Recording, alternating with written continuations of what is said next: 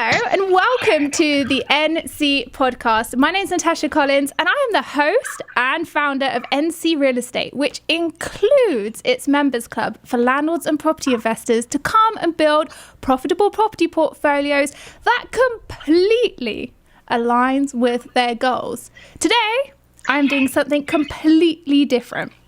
The title of this pod is It's My Birthday and I'll pod if I want to.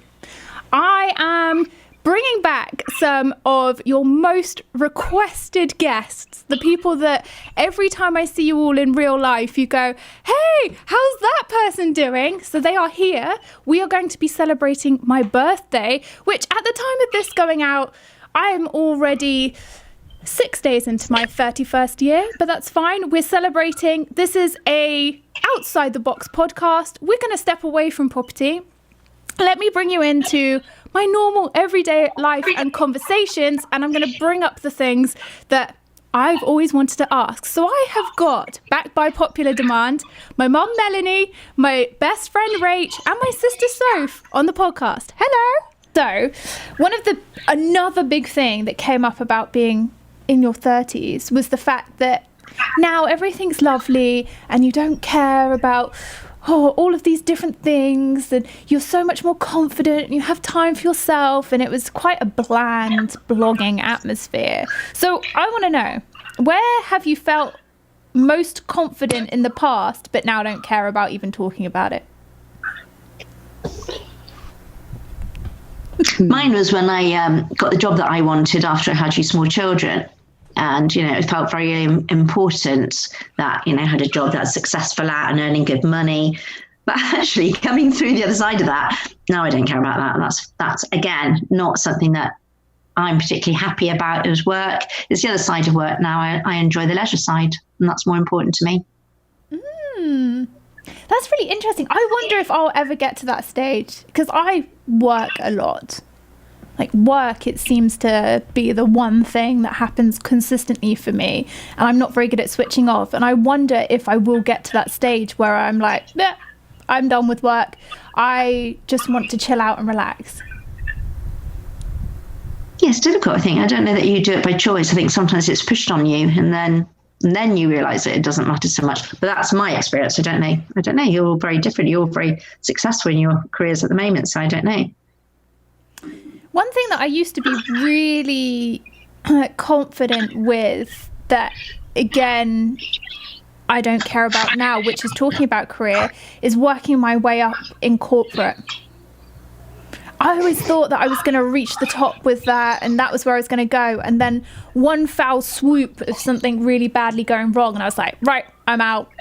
I don't even need to discuss with people how high up they are in their jobs, or, it's great for them that they're doing that, but I now don't see that as prestigious. So as long as someone's doing something that they enjoy, I think that that's really important, rather than how high up the regular career ladder you can go. Does that make sense?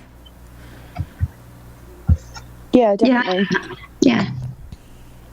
I think the same with you, Rach. You've changed course, haven't you, from what you thought was going to be your career when you first came out of university? You've changed quite a lot. Yeah, I think, I have, actually. Quite drastically. I think the same as, like what you were saying, I think when I got that sort of the first general manager role, it was like, yes, I've done this. Like, I've now worked up. I'm the top that I can be within the industry that I was in without going into, like, field-based jobs. And then I hit a point with it, and I was just like, maybe my face doesn't fit anymore. Maybe I'm not right for this. And then I just got to a point where I was like, it doesn't matter. Like, as long as you can wake up every day and say that you're happy, as soon as you get to a point where you're not, you need to do something about it. And that's what I did. It might have taken me a year longer than it should have done, but circumstances got in the way. But yeah, I just think, I don't know, it's that feeling, isn't it, from inside that, as we said earlier, hindsight's a wonderful thing. And, if someone could tell you, oh, don't worry about this, and actually you getting that job and working, and yes, at some point you will just want to relax. Like, I think you will, Tash. I think you'll hit a point where you just go, right, enough's enough. Someone else can do that in my name, and I'm going to go and do, travel the world or whatever it might be. Like, I think you will hit that point. because you'll probably burn out if not. Yeah, well, let's hope that doesn't happen. Hopefully not. I think it's interesting though, isn't it, how you can look back and you can really, at the start of the year we started, Rach, you were on the podcast where we were talking about the seasons that you're in, and when you look back you can really see the seasons that you're in, and at the point that you're in a season you're so confident about the fact that that's the way that you should go, and then all of a sudden that changes, and it's okay to change as well. Sometimes we hold ourselves in situations for way too long. Yeah, true. Very true. So, next question. Small but mighty moments. Have you ever had a moment in your life where you've done something really small, but it's clicked and that's made a huge difference, like a tipping point?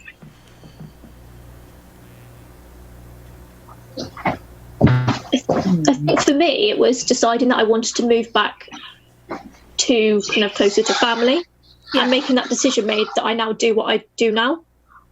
Yeah. I don't think I'd ever have decided to be a project manager when I was living in London, but because I moved back here, I made that decision, and now that's what I really love doing. Yeah. And what made you move back to Bristol? Well, I just really wanted to be close to family. Obviously, Amy was having Arch. Well, I knew she'd be having Archie. Yeah. So, yeah, it's just, for me, it's about being close to home. Obviously, I quite like that, but... Yeah. Rach, Mum, have you ever made a decision that's made a huge change in your life? I suppose for me, it was deciding to travel and that overcoming my fear of flying and, coming to visit you in New York, Natasha. I didn't think I'd ever travel so far. And yeah, it's been brilliant. It's really exciting. There's more places to go. You've got a map of all the places you want to visit, right? Yeah, I have indeed. Yeah. Rach? I think for me it was back in 2010 when we graduated, and I decided to take myself off to Jamaica for a month. Mm-hmm. And do volunteering over there. And actually the irony of it is that I went and did 4 weeks doing disaster management volunteering, and little did I know that 9 years later I would be starting a disaster management masters. And I kind of wish, well, I don't wish, because actually I wouldn't change any of it, but I clearly planted a seed back then that just never kind of went away. Mm-hmm. And now, really happy, and definitely the right decision for me. So yeah, I would say going to Jamaica was quite high up there. Yeah. With small decisions. I mean, it wasn't small in the sense of it was terrifying flying to Jamaica by myself, but it was fine. I survived. Yeah. I survived. Yeah. Small things that kick off big changes. For example, Mum, you remember the time then I decided to go babysitting in my third year of university to get some more money, and that started my goodness, my surveying career. I do remember that, and that was a huge risk, really, wasn't it? A big thing that you did. I was so worried. I thought you were going to get taken off to a different country and, I don't know, trafficked or something. What a mad thing to go and do, babysit for people you didn't know. But get trafficked to where? Where was this? In Bath? In Worcester.